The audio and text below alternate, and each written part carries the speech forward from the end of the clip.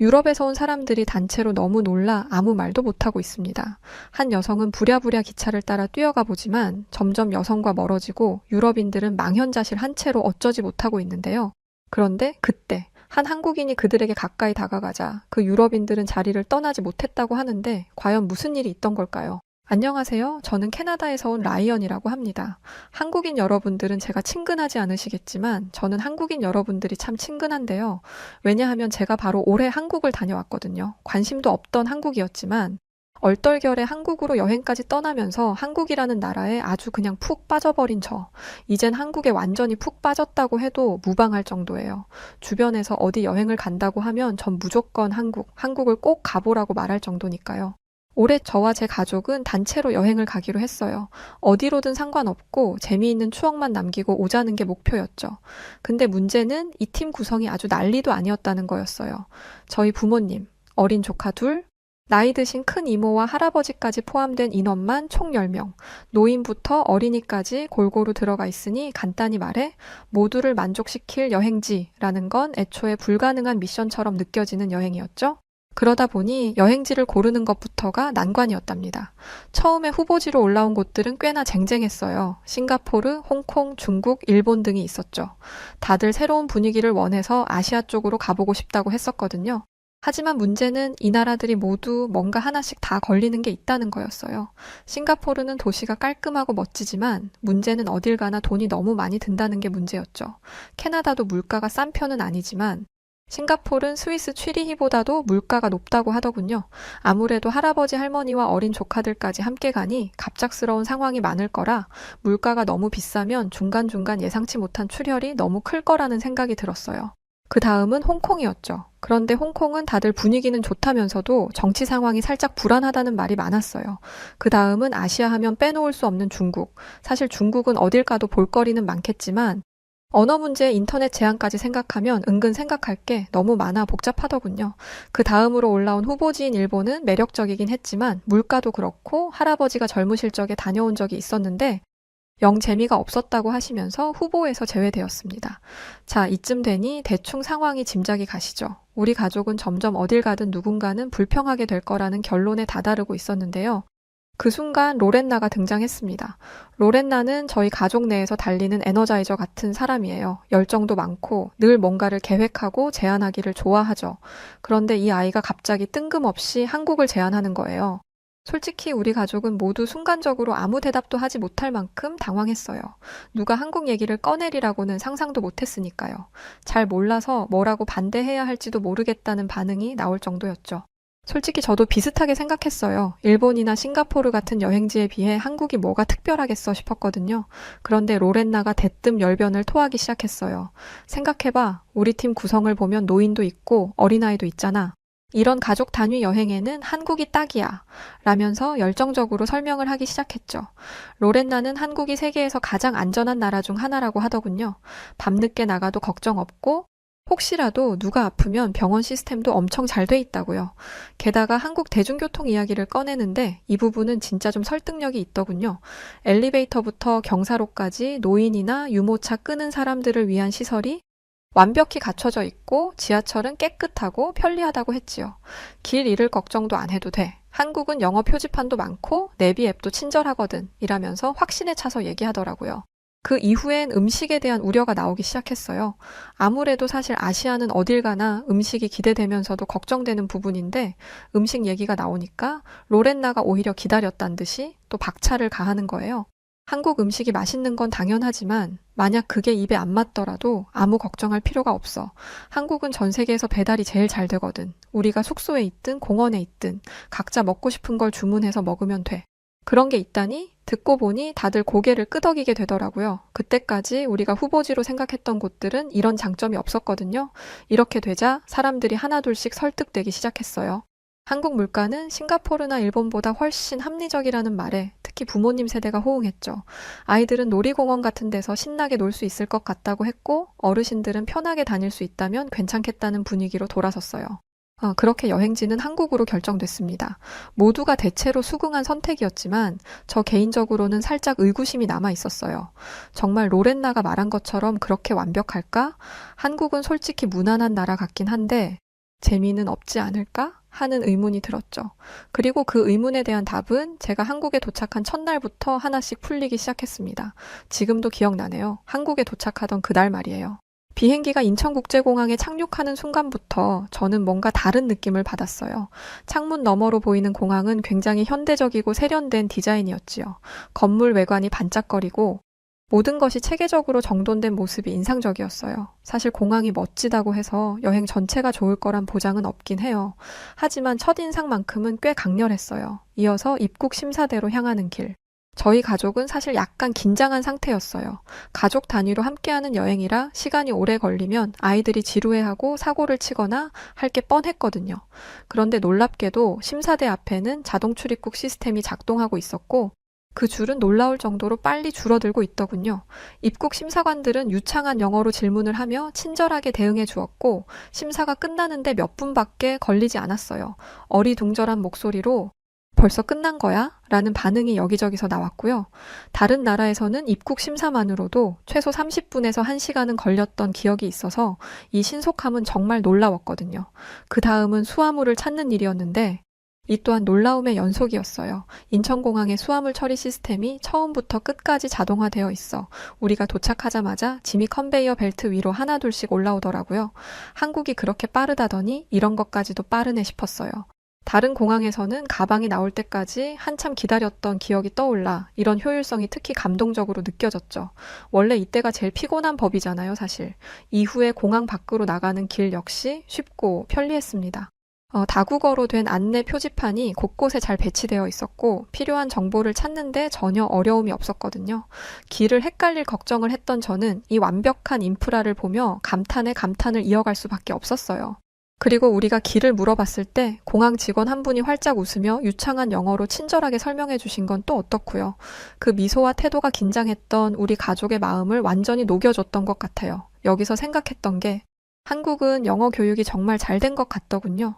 영어를 꼭 잘해야 하는 건 아니지만 어찌되었든 영어는 만국 공용어잖아요. 기본적인 교육 수준이 상당히 우수할 것 같다는 인상을 받았죠. 이후 우리 가족은 입국 절차를 예상보다 훨씬 빨리 끝내면서 계획에 없던 여유 시간을 얻게 되었어요. 그래서 공항 내 푸드코트에서 간단히 한국식 식사를 해볼 수 있게 됐죠. 공항 내 음식점들도 깔끔하고 다양한 메뉴를 제공하고 있어 처음부터 한국 여행에 대한 좋은 인상을 남길 수 있었답니다. 이 모든 과정을 겪으면서 저는 한국이라는 나라가 왜 효율적이고 친절한 나라로 알려져 있는지 어렴풋이 깨닫기 시작했어요. 로렌나가 한국은 모든 게 잘 되어 있는 나라라고 했던 말이 머릿속을 스쳤죠. 그제야 저는 처음 가보는 이 나라에 대한 기대감이 조금씩 커지기 시작했습니다. 여행 첫날부터 이렇게 기분 좋은 경험이라니 앞으로도 꽤 괜찮은 여행이 될 것 같은데 하는 생각이 들면서 말이죠. 그런데 그거 아시죠? 원래 이런 생각이 들 때 꼭 사고가 터지는 거요. 전 이때 방심을 하지 말았어야 했답니다. 모든 것이 순조롭게 흘러가고 우리 가족은 숙소로 이동하기 위해 지하철역으로 들어갔어요. 일반 열차를 보내고 급행 열차를 타기 위해 기다려야 한다고 가족들에게 말해주고 있던 찰나 사건이 터졌습니다. 아이들 중 막내인 6살 루카스가 지하철에 먼저 올라타는 바람에 가족들과 떨어지는 일이 발생한 거예요. 제가 가족들에게 이 열차를 타면 안 된다. 다음 열차가 급행이다. 라는 말을 하고 있는데 그 말을 하기가 무섭게 지하철이 도착하자마자 사람들 사이에 자연스레 생긴 빈틈을 따라 루카스가 제일 먼저 뛰어 들어가 버린 거예요. 우리 가족들은 큰 가방 때문에 혹시나 사람들에게 피해를 줄까봐 이리저리 피하느라 정신이 없었어서 루카스를 발견했을 땐 이미 문이 닫히고 지하철이 출발하고 있었죠. 루카스, 온 가족이 외쳤지만 때는 이미 늦은 채였습니다. 눈앞에서 지하철은 쾌속으로 터널 속으로 사라졌고 남겨진 우리는 당황해서 혼비백산하고 말았어요.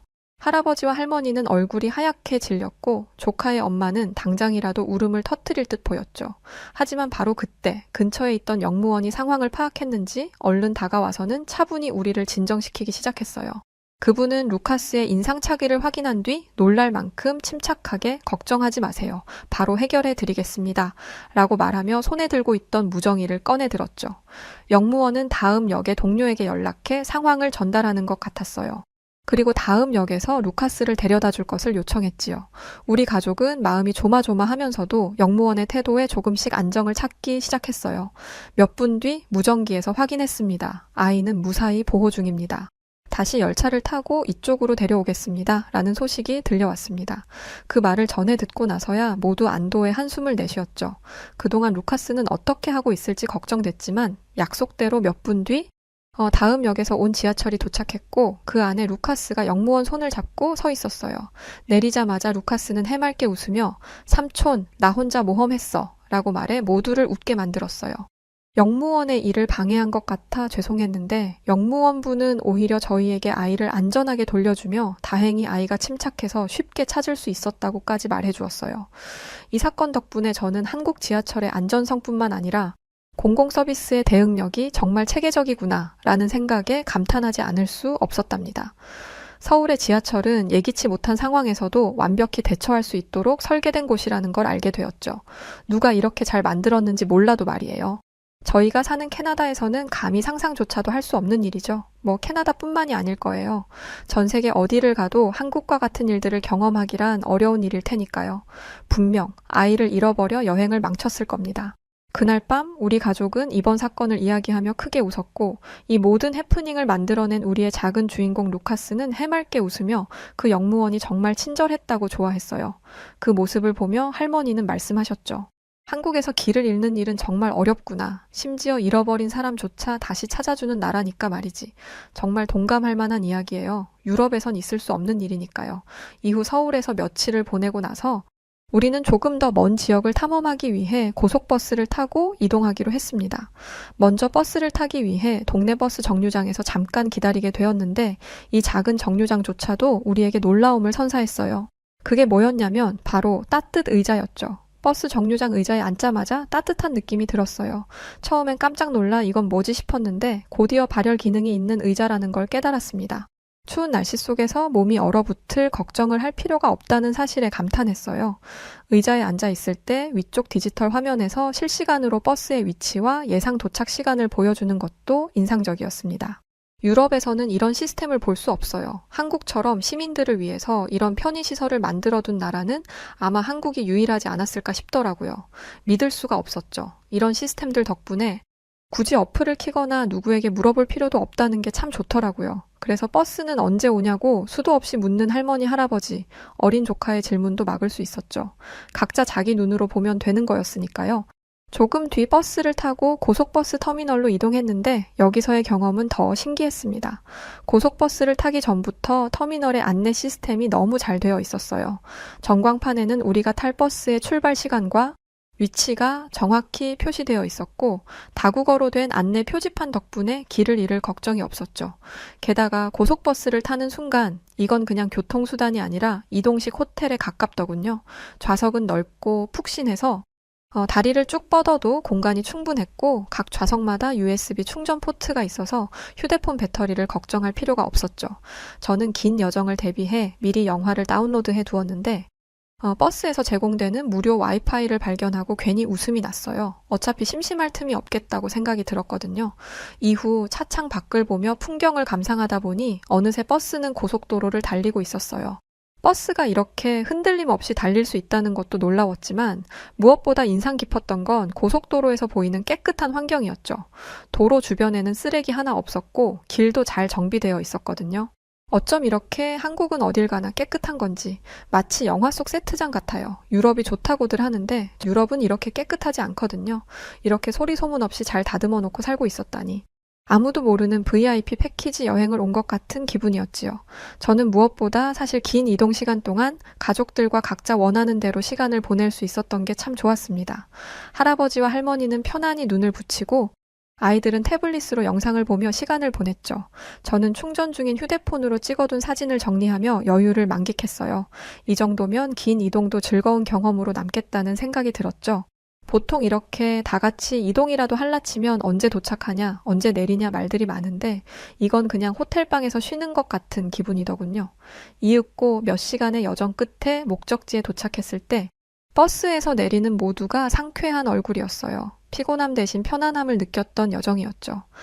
한국에 오니 이동하는 거 하나까지도 여행의 일부가 될 수 있는 것 같다는 생각이 들어 남들에게도 추천하고 싶어지더군요. 그렇게 한국에서 며칠 더 머물던 중 저희는 여행으로 쌓인 피로를 풀 겸 하루는 숙소에서 조용히 보내기로 했습니다. 그런데 문제는 저녁 시간이었어요. 바깥에 나가긴 귀찮고 그렇다고 다들 같은 음식을 먹고 싶어 하는 것도 아니었죠. 그때 로렌나가 한국에서는 배달 음식이 진짜 잘 돼 있다고 했던 말이 떠올랐습니다. 그래서 우리는 숙소에서 음식을 배달해 보기로 했죠. 아참 로렌나는 한국을 추천했지만 정작 업무가 바빠 갑자기 휴가가 취소되면서 같이 오지 못했어요. 그래서 저는 로렌나가 알려준 배달 앱을 잘 사용할 수 있을지 좀 걱정이 되었죠. 하지만 어플을 켜자마자 저는 한국 배달 문화의 위대함을 실감할 수 있었어요. 딱 봐도 주문하기는 엄청나게 간편해 보였고 무엇보다 메뉴의 종류가 너무나도 다양했거든요. 한식, 중식, 일식은 물론이고 피자와 버거, 디저트까지 있었습니다. 가족마다 각자 먹고 싶은 음식을 골랐는데 심지어 다른 가게에서 주문해도 모두 빠르게 배달이 가능하다는 사실이 신기했죠. 외국에 비하면 배달비도 싸고요. 주문 후에는 예상 도착 시간이 실시간으로 표시되었고 배달원이 어디쯤 오고 있는지도 앱을 통해 확인할 수 있었어요. 한국인 여러분들은 정말 늘 이런 걸 경험하면서 사시는 건가요? 이런 세심함에 우린 모두가 감탄했거든요. 이 정도면 굳이 밖에 나갈 필요가 없겠다는 말이 절로 나왔죠. 제가 사는 캐나다에서 이 정도의 대가족이 각자 마음에 드는 음식을 먹으려면 아마 하루를 꼬박 써도 못할 일이었을 거예요. 그런데 한국에서는 앱의 버튼 몇 번 누르는 것으로 이 많은 가족을 만족시켰으니 미친 거죠. 이윽고 음식이 도착하고 포장 상태부터 남다른 모습이 우리 가족의 눈길을 끌었어요. 깔끔하게 밀봉된 포장과 세심하게 구비된 젓가락, 포크, 소스까지 정말 완벽했거든요. 가족들은 각자 고른 음식을 맛보며 하나하나가 다 맛있다고 칭찬을 아끼지 않았습니다. 제가 요리한 것도 아닌데 제 어깨가 으쓱해지더군요. 그날 밤 배달의 편리함에 감탄한 저희는 다음날 한강공원에서 음식을 배달해 먹어보자는 결론에 이르렀습니다. 유튜브를 보니까 그런 게 있더라고요. 한강공원에서 배달을? 솔직히 상상도 못했던 일이지만 한국에서는 가능하다는 이야기를 들으니 너무 궁금했어요. 다음 날 한강공원에 도착한 우리 가족은 기대 반, 호기심 반으로 공원 한가운데 자리를 잡았습니다. 강변 풍경을 바라보며 피크닉 매트를 깔고 앱을 통해 음식을 주문했죠. 치킨, 피자, 떡볶이 같은 인기 메뉴는 물론이고 디저트까지 각자 원하는 걸 골랐어요. 한국의 배달 문화가 얼마나 대단한지 직접 체험해보고 싶은 마음에 들뜬 상태였죠. 진짜 여기까지 올까 싶었고요. 주문을 마치고 도착 시간을 기다리며 한강의 여유로운 분위기를 만끽하고 있자니 천국이 따로 없더군요. 근데 문득 이런 궁금증이 들었어요.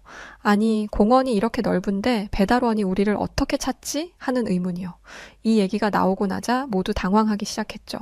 앱에는 대략적인 위치를 찍었지만 공원 안에 사람이 너무 많아서 정확한 지점을 설명하기가 애매했거든요. 우왕좌왕하고 있는데 20분쯤 지나자 배달원이 전화를 걸어왔습니다. 고객님, 근처에 도착했는데 어디 계세요? 저는 당황한 채로 강변 쪽에 있어요. 회색 매트를 깔고 있어요. 라고 설명했지만 너무 막연한 정보라 죄송한 마음이었어요.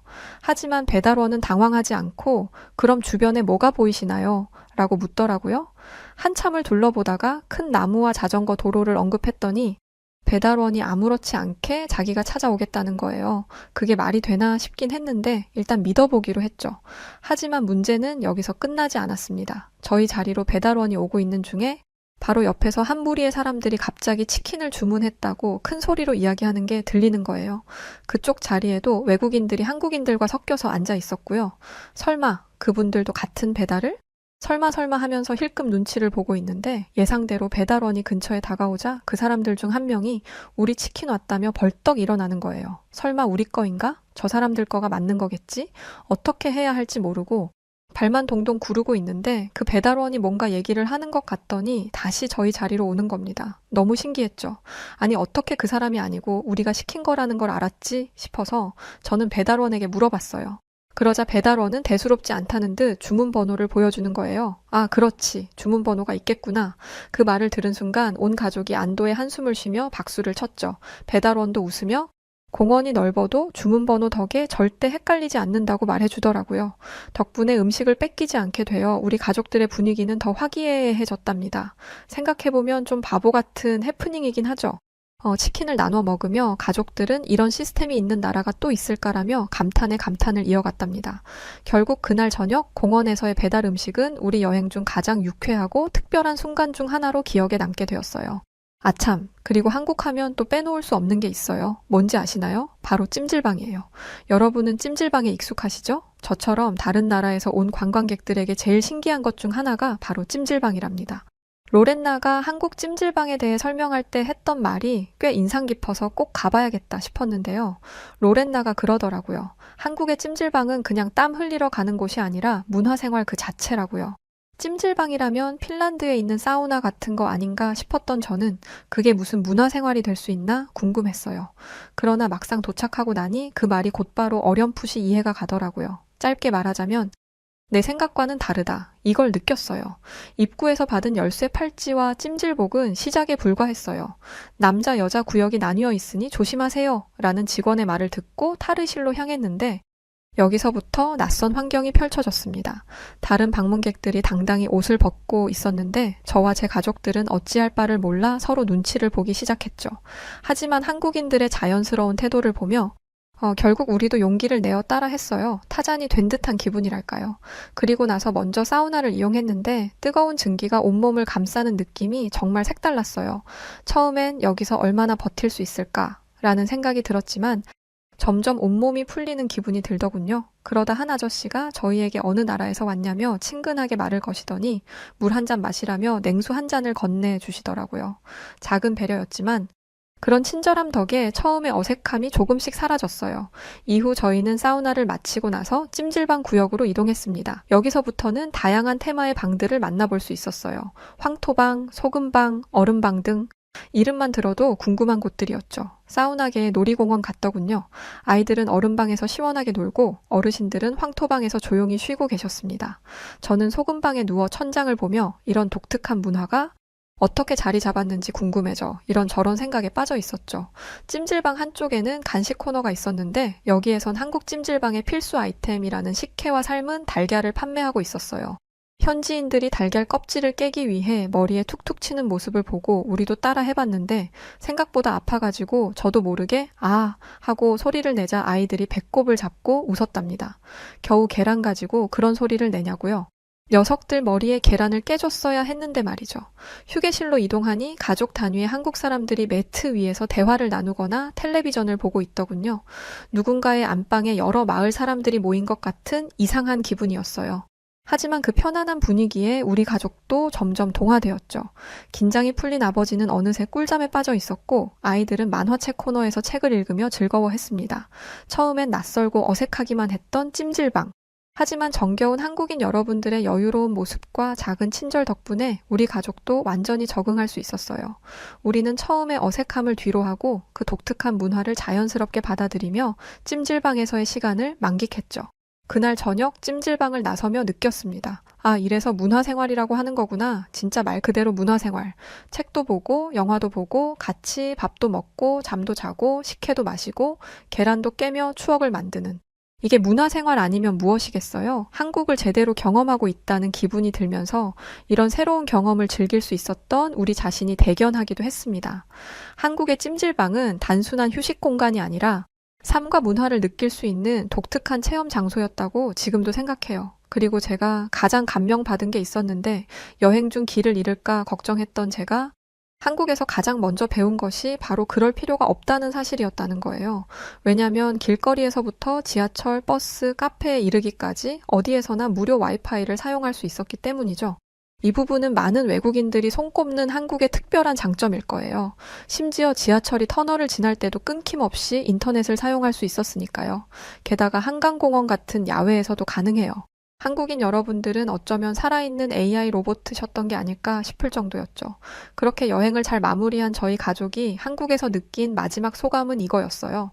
한국 정말 안전한 나라라는 거요. 늦은 밤에도, 한적한 골목에도, 사람이 없는 조용한 도시에서도 말이죠. 하루는 저희 가족이 야경을 보려고 늦은 시간까지 거리를 걸었는데 거리는 잘 정돈되어 있고 순찰을 도는 경찰차가 가끔씩 지나가는 모습도 보이더라고요. 그러니 이렇게 한국인들이 안정적이고 다정한가 보다 하는 생각이 들었죠. 이처럼 한국에서의 여행은 단순히 새로운 장소를 보고 맛있는 음식을 먹는 것에 그치지 않은 경험이었어요. 한국은 안전하고 편리하며 사람들의 따뜻한 마음이 느껴지는 나라였죠. 편리한 지하철과 버스, 친절한 영무원, 깨끗한 길, 재미있는 찜질방, IT 인프라와 치안까지 이 모든 것이 하나로 어우러져 한국은 우리가 상상했던 그 이상의 추억으로 남아주었답니다. 돌아가는 비행기 안에서 저는 로렌나에게 이렇게 편지를 썼어요. 처음에 왜 한국을 추천했는지 이제야 완전히 알겠어. 다음에도 이곳을 꼭 다시 올 거야. 소중한 사람과 함께. 한국에서의 이번 여행은 우리 가족 모두에게 잊지 못할 추억이 되었답니다. 앞으로도 여행지 선택에서 한국이 첫 번째로 떠오를 것 같아요. 정말로 한국은 여행자에게 완벽한 나라라는 것을 몸소 느낄 수 있었던 시간이었습니다. 저희 가족에게 잊을 수 없는 좋은 추억을 만들어 주어서 고마워요, 한국. 한국은 아시아의 유럽인 것 같아요. 가장 품격 있고 아름답죠. 세상 사람들 다 한국에 꼭 놀러 가봤으면 좋겠습니다. 차가 빼곡하게 서 있는 복잡한 서울의 도심, 그리고 도로 위의 한 차량 안에서 영국 귀족이라 불리던 여성과 그녀의 비서였던 한 여성이 무언가를 보고는 운전기사를 향해 손짓하기 시작합니다. 영국 귀족 여성은 생전 처음 보고 듣는 것에 충격을 받았는지 영국에서의 삶이 180도 달라지기 시작했다고 하는데요. 과연 이 영국 귀족 여성과 그녀의 비서였던 여성에게 무슨 일이 있었던 걸까요? 안녕하세요. 저는 영국에서 살고 있는 리지 펜윅이라고 합니다. 제가 하고 있는 일은 조금 독특해요. 영국 귀족의 비서 일을 하고 있기 때문이죠. 제가 모시고 있는 분의 이름을 함부로 이야기하는 건 금기이기 때문에 가명을 써서 레이디 펠리시티라고 하겠습니다. 간단하게 레이디라고 칭하면 더 듣기 편하시겠네요. 레이디와 저는 최근 한국에 또 한 번 방문하게 됐는데요. 저희가 왜 이 낯선 나라에 2번이나 방문하게 되었는지 그 이야기를 해보려고 합니다. 저는 옥스퍼드 대학교에서 경영학을 전공했어요. 영국 귀족의 비서는 개인적인 사생활 관리뿐만 아니라 자산 관리도 함께 할 줄 알아야 하기 때문에 경영학 전공임에도 비서 일을 하고 있습니다. 사실 솔직하게 말하면 돈 때문이죠. 처음에는 미국으로 건너가서 취업을 하려고 했는데 월급이 일반 회사원의 3배는 되는지라 결국 이 일을 하게 되었습니다.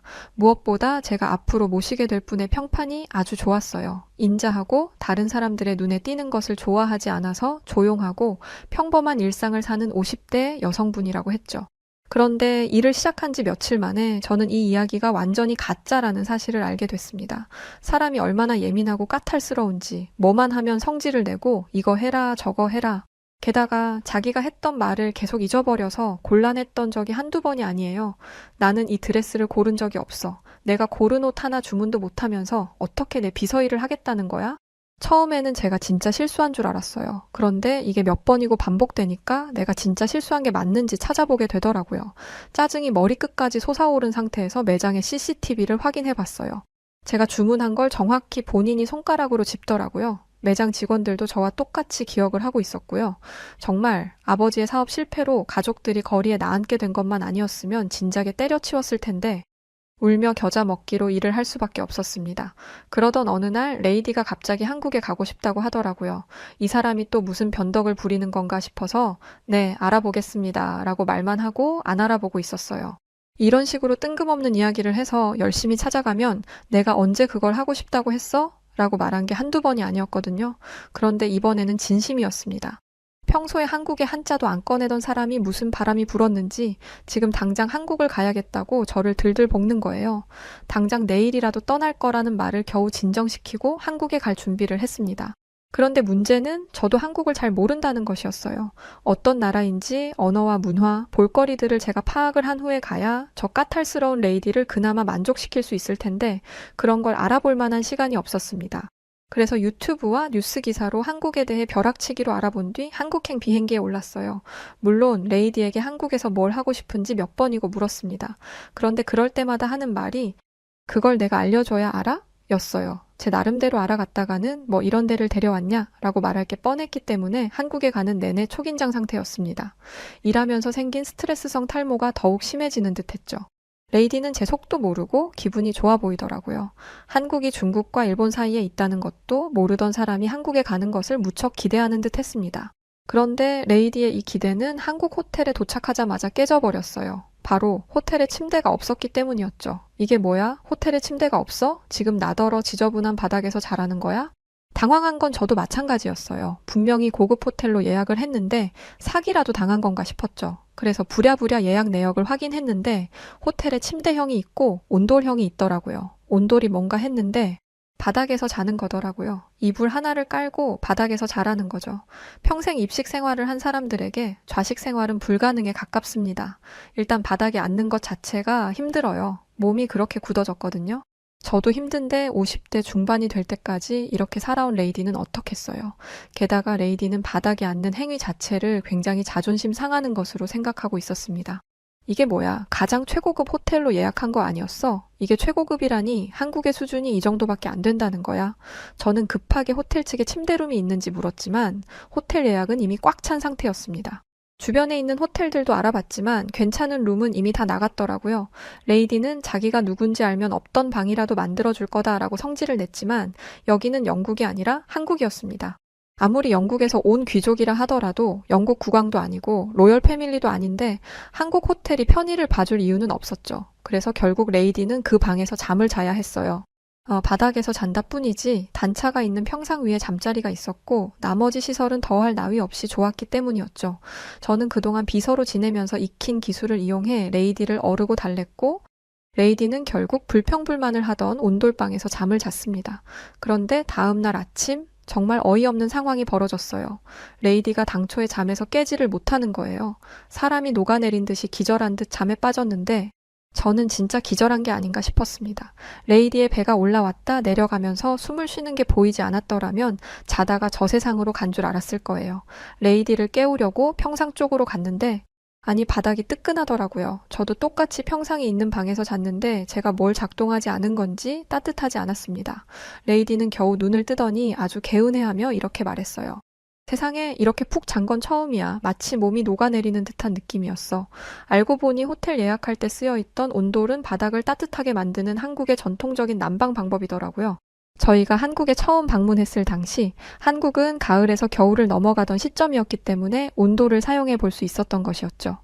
레이디는 일어나서 몸을 이리저리 움직이더니 또 한 번 감탄했습니다. 최근에 이렇게 몸이 가벼웠던 적이 있었나? 관절 마디마디가 훨씬 나아진 기분이야. 그 어떤 테라피를 받아도 이렇게 호전된 적은 없었어. 레이디는 그 나이대보다 심한 관절염으로 고생 중이었습니다. 관절염은 어쩔 수 없는 노화의 증거이니 그냥 참고 살라는 의사의 말에 관절염 통증이 심해지면 진통제를 먹으며 살고 있었죠. 의학적으로 도움을 받을 수 있는 게 없다 보니 여러 민간 테라피를 받으면서 어떻게든 관절염을 좀 나아지게 해보려고 했지만 그조차도 일시적일 뿐이었습니다. 그런데 잠을 자고 일어났을 뿐인데 테라피의 몇십 배의 효과가 난 거예요. 심지어 아침에 특히 통증이 심해서 일어나자마자 진통제를 먹는 게 일상이었는데 그날은 진통제를 찾지 않았습니다. 바닥에서 어떻게 자냐고 불평불만한 건 금세 잊고 한국에 있는 동안은 무조건 이 온돌에서 잘 거라고 하더라고요. 그런데 오후가 되자 레이디의 변덕스러움이 또다시 시작됐습니다. 뭐가 그리 짜증이 나는지 차를 타고 이동하는 내내 궁시렁거리면서 불만을 쏟아내더라고요. 서울은 원래 이렇게 복잡한 거야? 대체 사람은 또 왜 일이 많아? 한국의 대중교통이 매우 잘 되어 있다는 건 조사를 통해 알고 있었어요. 그런데 이 레이디를 어떻게 지하철에 태우겠어요? 그래서 차가 좀 막힐 각오를 하고 차를 탄 것이었는데 서울의 교통체증은 저도 당황할 정도였습니다. 서울이 수도라고 해도 한국은 작은 나라잖아. 개미만큼 작은 나라의 수도가 이렇게 복잡할 일이냐고. 한국인들은 죄다 서울에 사는 거야? 리지, 빨리 대답해. 저는 땀을 뻘뻘 흘리면서 이 난관을 어떻게 헤쳐나가야 할지 고민하고 있었는데 그 순간 저희 옆으로 버스 한 대가 휙 하고 지나갔습니다. 도로를 보니 차선 하나가 비워져 있더라고요. 이 모습을 본 레이디는 난리가 났습니다. 뭐야, 빈 도로가 있잖아? 도로 하나가 통째로 비워져 있는데 바보같이 뭘 하고 있었던 거야? 당장 차선을 바꿔. 저는 원망스러운 눈빛으로 한국인 운전기사를 바라봤습니다. 어서 차선을 바꿔달라고 했죠. 그런데 기사는 차선을 바꿀 수 없다고 했어요. 저건 버스 전용 차로라서 버스가 아닌 차량은 운행할 수 없습니다. 버스 전용 차로라니 생전 처음 듣는 단어였어요. 출퇴근 시간이 워낙 혼잡하다 보니 대중교통으로 출퇴근하는 분들을 위해서 차도 하나를 비워놓는 거예요. 이렇게 하면 대중교통으로 출퇴근을 하면서 생기는 피로감을 덜 수 있으니까요. 솔직히 저는 매우 획기적인 방법이라고 생각했어요. 영국 런던도 차가 막힐 때는 굉장히 막히거든요. 도로를 분리해 놓기는 했는데 그건 자전거와 자동차 전용 도로를 나눠 놓은 정도입니다.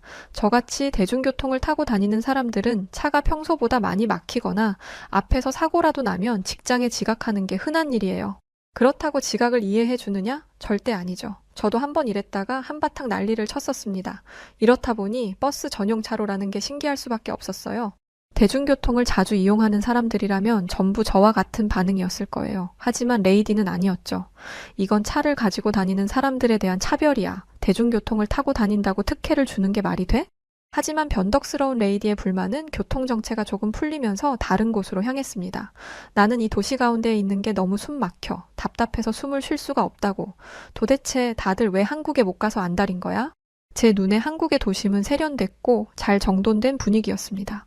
급하게 발전한 나라들은 건물이 중구난방으로 지어져서 통일감이 없어 보이는데 한국은 건물들이 하나같이 깨끗하고 건축 디자인 면에서도 매우 훌륭했거든요. 하지만 주로 한적한 교외에서 생활하는 레이디에게는 서울이 답답하게 느껴질 수도 있을 것 같다고 애써 이해하며 넘어갔습니다. 그리고 제가 집중한 건 다들 왜 한국에 못 가서 안달이야? 라는 대목이었어요. 저는 레이디가 저에게마저 숨기려고 했던 한국에 온 이유를 알아차릴 수 있었습니다. 레이디는 전통 있는 귀족 집안 출신답게 사교계에서의 자신의 입지를 굉장히 중요하게 생각했습니다. 귀족과 사교계가 영화나 드라마에서만 존재한다고 생각하시는 분들도 계신데 왕이 있고 귀족이 있는 나라에는 아직도 사교계라는 게 존재합니다. 그리고 레이디는 사교계의 유행을 선도하려고 했고 지금까지 그래왔어요. 하지만 어느 순간부터 이 유행에서 조금씩 밀리는 것 같더라고요.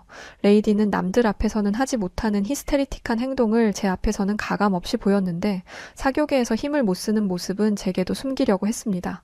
그래서 남들 다 가봤다는 한국을 본인만 못 가봤다는 말도 못했나 봐요. 남들이 다 가봤다는 한국을 나만 못 가봤어. 어디가 좋다니까. 여기 예약해둬라고 말하면 나도 편하고 레이디도 편할 텐데 대체 무슨 자존심 때문에 이걸 숨기는 건지. 하지만 이렇게라도 힌트를 줬으니 저야 편했죠.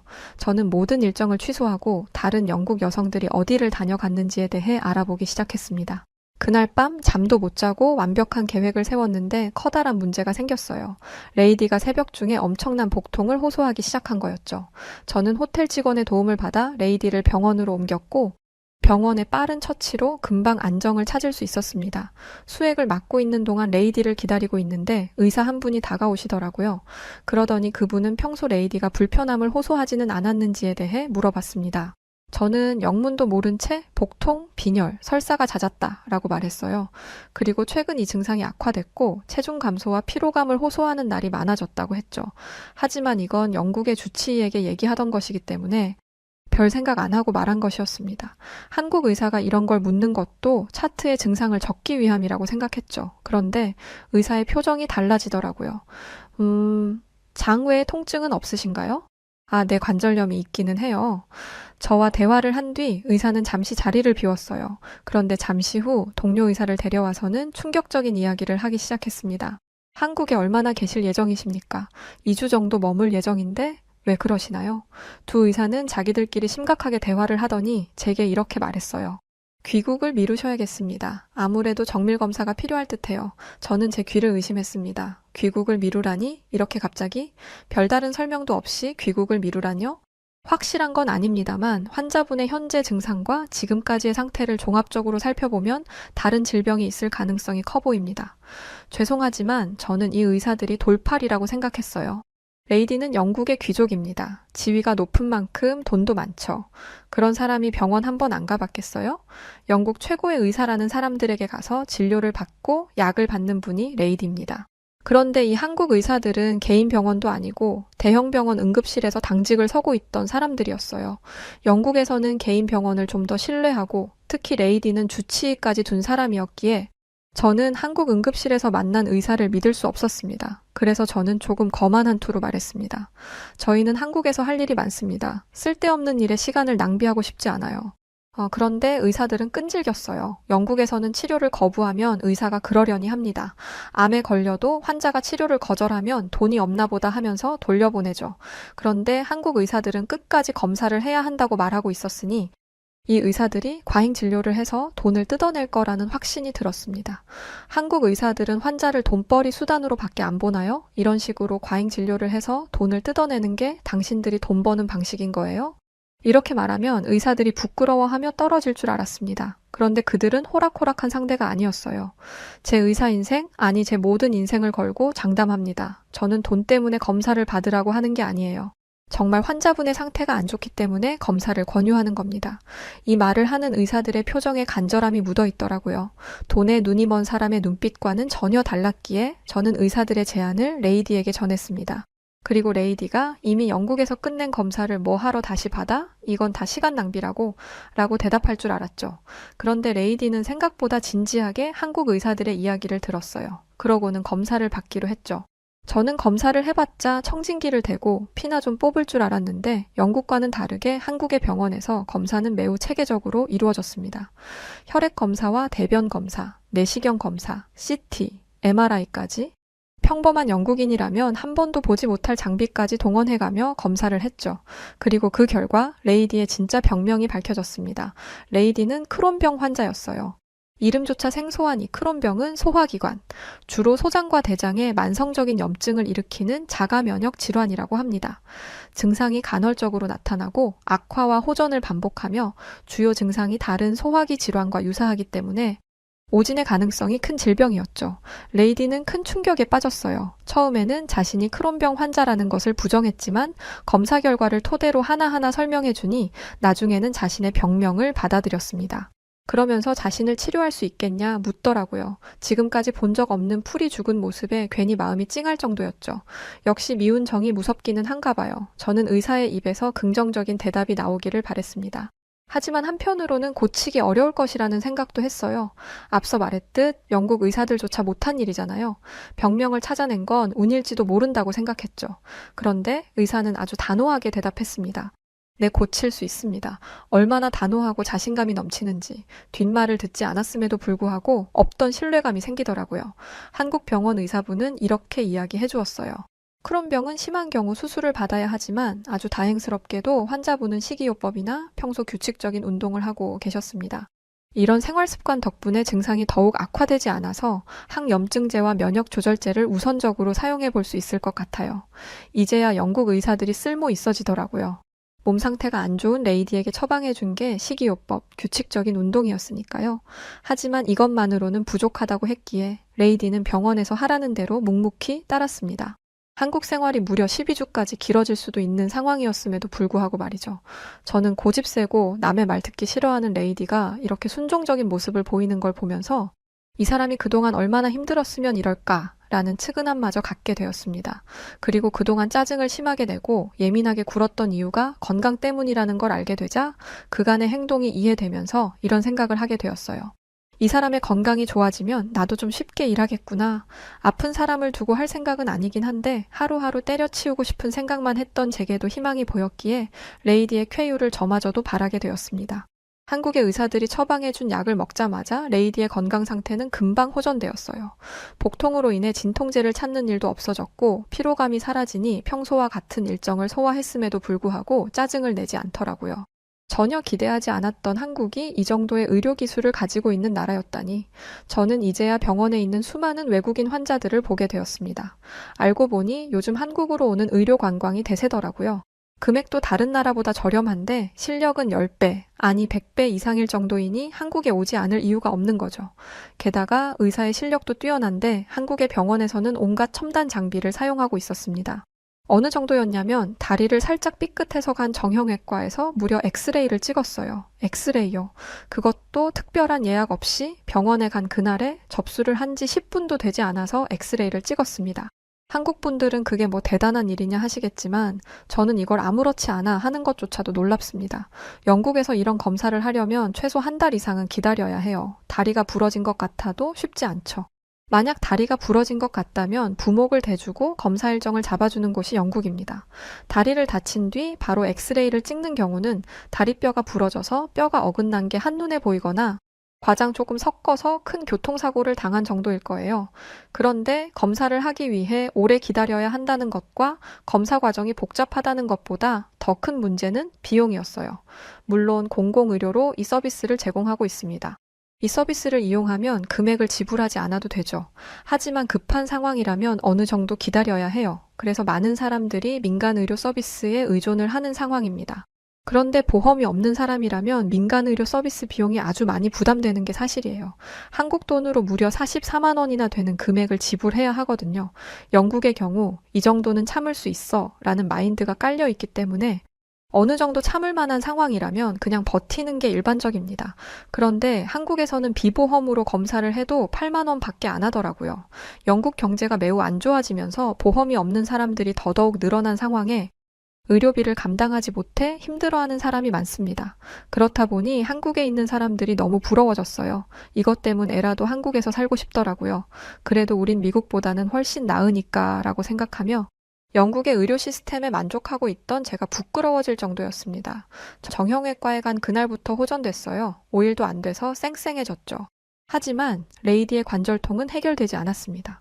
크론병의 장외 증상으로는 관절통이 있는데 이것도 크론병의 증상이라고 생각했기에 이 관절통도 당연히 좋아질 거라고 생각했어요. 하지만 이건 개선되지 않았죠. 한국인 의사에게 물어보니 이건 크론병이 아니라 50대 후반으로 넘어가며 생긴 노화로 인한 관절염이라고 말했습니다. 레이디의 병명을 척척 알아내고 병을 고쳐주었던 의사가 이렇게 이야기를 하니 정말 방법이 없겠더라고요. 진통제를 처방해드리기는 할 텐데 혹시 한의학에 대해 들어보셨나요? 의학이면 의학이지 한의학이라니. 한국의 전통의학이라는 이야기를 들었음에도 불구하고 의심이 생겼습니다. 물론 마음 한쪽에서는 이렇게 훌륭한 의사들이 추천하는 데잖아. 당연히 도움이 되겠지. 뭘 고민해? 라는 생각이 피어올랐지만 침술과 뜸이라는 것을 찾아보니 도저히 갈 엄두가 안 나더라고요. 난생 처음 그런 모습을 봤던 영국인의 입장에서 뾰족한 침들을 몸에 넣는다고 병이 나아질 수 있다는 것 자체가 제가 가지고 있던 통념상 이해되지 않는 부분이라서 더욱 그랬죠. 아니 생각을 한번 해보세요. 사람 몸에 수십 개의 바늘을 꽂아 넣는다는 건데 심지어 그것도 마취도 안 한 상태에서 말이죠. 게다가 일반적으로 사용하는 검사 기계들은 누가 봐도 안심이 될 것 같은 느낌을 받게 하잖아요. 그런데 한의학은 사람 손목에 손을 얹고 몸 상태를 확인한다고 하더라고요. 이게 무슨 의학이죠? 이거야말로 절대적 신앙과 관련된 미신이라고 생각했습니다. 그런데 레이디는 저와 생각이 달랐어요. 이 고통에서 벗어날 수만 있다면 뭐라도 하겠다고 하더라고요. 제가 어떻게 레이디를 이길 수 있겠어요. 저는 의사가 추천해준 대로 한의원에 찾아갔습니다. 한의원에 발을 들이자마자 코를 찌르는 이상한 냄새가 났어요. 저는 그 순간 잘못 왔다 싶었죠. 그런데 한의원에서 진료와 치료를 마치고 난 뒤에는 이상하던 그 냄새가 향긋하게 느껴지기까지 했습니다. 왜냐면 바로 레이디의 관절통이 호전되었거든요. 저는 레이디의 검사를 옆에서 지켜봤는데요. 제가 찾아본 것과 달리 한의사는 초음파를 사용했습니다. 알고 보니 한의학과 양학을 접합하는 연구가 한국에서 이루어지고 있더라고요. 의사는 레이디가 퇴행성 관절염을 앓고 있다고 진단을 했습니다. 그런데 이건 이미 알고 있는 사실이잖아요. 초음파를 사용한다는 것에 놀라긴 했지만 과연 관절염을 나아지게 할 수 있을지는 의문이었어요. 레이디가 치료실로 들어간 뒤 그 옆에서 지켜보는데 무릎에 뜸을 뜨더라고요. 뭔가를 올려놓고 불을 붙이는데 정말 경악을 금치 못했습니다. 사람 몸에 불을 붙이는 건 처음 봤거든요. 아니 그냥 지금 한국에서 겪고 있는 모든 것들이 다 처음이었죠. 그런데 이상하게 한국 병원에서부터 그 악명 높은 레이디가 얌전했습니다. 그리고 저는 괜히 보는 것만으로도 고통스러운데 레이디는 너무나 차분하기까지 했죠. 오히려 따뜻하니 기분이 좋고 마음이 편해진다고 하더라고요. 저는 뜸을 뜰 때 나오는 무언가가 사람을 마취하는 게 아닌가 하는 의심까지 하게 됐습니다. 더 경악한 건 침이었어요. 유럽에도 침술은 있지만 가까이에서 본 건 처음입니다. 그리고 그 침술로 건강이 나아졌다는 사람은 본 적이 없기 때문에 이 침술에 신뢰가 가기보다는 고통스러운 괴롭힘 정도로만 보였어요. 그런데 레이디는 그냥 따끔한 정도이지 과장할 필요 없다며 오히려 저를 안심시켰습니다. 사실 저는 크론병 약을 먹자마자 온화해진 레이디에게 적응을 못하는 중이었어요. 솔직히 침이 주는 두려움 때문에 인자함은 뒤로 미루고 아무리 그래도 나를 이런 데에 데려오냐 할 줄 알았죠. 그런데 이런 반응이라니 레이디가 정말 한의원에서 안정감을 느끼고 있다는 게 믿어졌습니다. 침을 놓고 얼마 지나지 않아 침을 제거했는데 거기서 그치지 않고 전기 충격기 같은 것을 사용했어요. 저는 이걸 보고 또 한 번 경악했는데 레이디는 여전히 편안해 보였습니다. 모든 치료가 끝났고 레이디는 온돌에서 자다가 일어났을 때처럼 노곤노곤한 상태로 치료실에서 나왔어요. 그런데 한 발자국 걷자마자 눈을 크게 뜨더라고요. 그러더니 그 자리에서 발을 구르기도 했습니다. 레이디, 왜 그러세요? 혹시 어디가 불편한가 싶어서 물어보니 레이디는 놀란 표정을 지으며 이렇게 말했습니다. 세상에, 무릎이 아프지 않아. 심지어 무릎이 부드럽게 움직이는 느낌이야. 이런 기분은 십몇 년 만에 처음이라고. 의사는 퇴행성 관절염의 완치는 어렵다고 말했습니다. 하지만 주기적으로 치료를 받으면 악화되는 것을 막을 수 있고 진통제 없이도 일상생활이 가능하도록 통증을 완화시킬 수 있다고 했죠. 레이디는 좌절했습니다. 왜냐하면 레이디는 주기적으로 치료를 받을 수 없는 사람이잖아요. 한국인이 아니라 영국인이니까요. 그러나 열심히 수소문한 결과 해외 진출을 한 한의사들이 있다는 것을 알게 되었어요. 한국의 한의사는 레이디의 증상과 치료 경과를 자세히 적어주었고 레이디는 한시름 놓을 수 있었습니다. 레이디는 다른 여성들이 입이 닳도록 말한 K-뷰티와 드라마, 맛있는 음식 등을 경험하러 온 것이었는데 어찌 보면 그것보다 더 귀중한 것을 얻게 되었어요. 바로 건강이었죠. 건강을 회복한 레이디는 복잡했던 서울을 부지런하고 역동적인 도시라고 표현했고 차가운 빌딩 숲을 자연과 현대적 건물의 조화라고 말하기 시작했습니다. 이제야 서울 안에 있는 공원과 조경을 보기 시작한 거죠. 레이디는 어떤 모임에 가든 한국의 의료기술에 대해 입이 닳도록 소개하고 있습니다. 게다가 인자한 본래의 성격을 되찾았죠. 당연히 제 근무 환경도 180도 달라졌습니다. 이젠 레이디의 옆에 있는 게 예전처럼 힘들거나 짜증나지 않아요. 그래서 제 평생 직장이 되었어요. 한국으로의 방문은 제 인생을 변화시켰다 해도 과언이 아닙니다. 왜 유럽에 있는 많은 사람들이 그 땅덩어리도 작은 한국을 구태여 바득바득 가겠다고 난리였는지 저는 레이디와 한국을 경험하고 완벽하게 이해할 수 있었어요. 그런데 알고 보니 한국에게 좋은 경험을 하고 칭찬했던 건 레이디와 저만 그랬던 게 아니었다는 걸 한 기사를 보고 알게 되었어요. 실제로 얼마 전 해외 외신은 한국인들의 행보는 상상 초월이라며 극강의 극찬을 쏟아냈습니다. 런던 첼시 왕립병원의 한국전 참전용사를 전담하는 필립 셰년 소령은 첼시 왕립보훈병원에는 여러 전쟁과 전투에 참전한 참전용사들이 있다.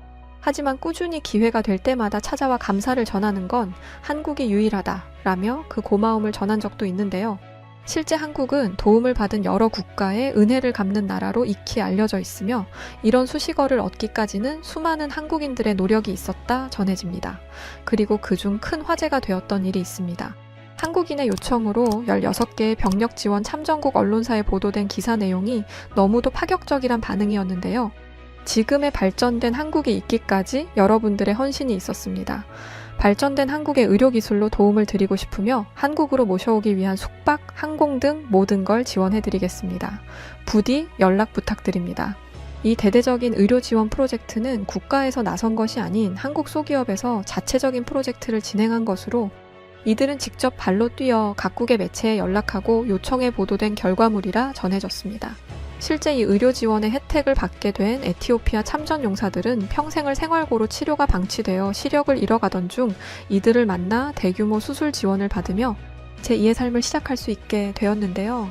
이로 인해 해당 국가의 신문에까지 보도되며 주목받게 된 한국 기업은 그저 한국인으로서 해야 할 일을 했을 뿐이라는 간단명료한 한마디를 남겨 더욱 강렬한 인상을 남겼습니다.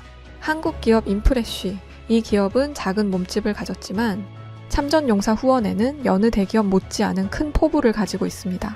소수의 인원이지만 현재 국내 참전용사들을 위한 식비 지원, 전자제품, 주거 개선을 진행 중이고 에티오피아를 비롯해 필리핀, 태국, 콜롬비아에 아낌없는 지원을 보내고 있는데요. 한국인의 정체성을 보여주는 기업, 해외에선 이 기업을 이렇게 지칭하고 있습니다. 실제 인프레쉬는 모든 후원을 기업명이 아닌 한국인들의 이름으로 진행하고 있어 놀라움을 주고 있습니다. 문경식, 김수용, 이재국, 길명숙 등 매번 해당 기업에 동참한 수많은 한국인들의 이름이 참전용사들에게 전달되고 있으며 명단을 받아본 참전용사들은 우리의 생명의 은인 한국인들에게 감사합니다. 라며 한국의 감동의 메시지를 전하고 있는데요. 현재 인프레쉬는 또 다른 기적을 전달하기 위한 준비 중에 있습니다. 해당 볼캡과 티셔츠는 Things to Remember 이라는 기억이란 주제에 초점을 맞춰 대한민국 영웅들의 희생 헌신을 잊지 말자고 전하고 있으며 펄럭이는 태극기를 제품 디자인으로 녹여내 한국의 역사를 알리고 있습니다. 심플한 디자인으로 일상 속 착용해도 무리 없는 굿즈로 많은 한국인들이 동참 중에 있는데요. 또한 해당 상품의 수익금 일부가 어려운 참전용사분들을 위해 후원되며 한국인 구매자들의 이름이 공식 홈페이지에 기재되어 전달된다고 합니다. 인프레시를 통해 한국의 역사가 세계에 알려지고 도움을 받는 참전용사분들이 많아졌습니다. 저희 여우튜브 1, 여우튜브 2 역시 한국인으로서 이 후원에 동참하였으며 많은 분들의 참여가 이 기업의 큰 원동력이 되지 않을까 싶습니다. 상품의 구매처는 고정 댓글에 남겨두겠습니다. 감사합니다. 요즘 우리 레이디는 어딜 가나 한국을 입에 올립니다. 너희들 한국은 가봤니? 한국도 안 가보고선 어떻게 귀족이라고 말할 수 있어? 놀랍다 해. 또한 레이디는 주기적으로 영국에서 한국인들이 운영하는 한의원을 가고 있어요. 한국은 저와 레이디의 생각과 삶의 패턴을 많이 바꿔주었습니다. 좋은 경험을 할 수 있도록 해준 한국과 한국인 분들에게 진심으로 고맙다는 말을 전하고 싶습니다. 감사합니다. 네, 오늘 사연 여기까지입니다. 아마 한국을 처음 방문했던 외국인들이라면 지금의 사연과 비슷한 경험들을 많이들 할 거라고 생각해요. 요즘 무거운 사연들만 많았는데 모처럼 가볍고 유쾌한 사연 반가웠네요. 자, 그럼 오늘 사연은 어떠셨나요? 사연이 즐거우셨다면 구독, 좋아요 부탁드리고 사연을 전해드렸던 저는 여우튜브 송은지였습니다. 더 재밌고 유쾌한 사연으로 찾아뵙겠습니다. 영상 끝까지 시청해주셔서 고맙습니다. 그리고 항상 감사드립니다. 구독자 여러분들 사랑합니다. 당신만의 여우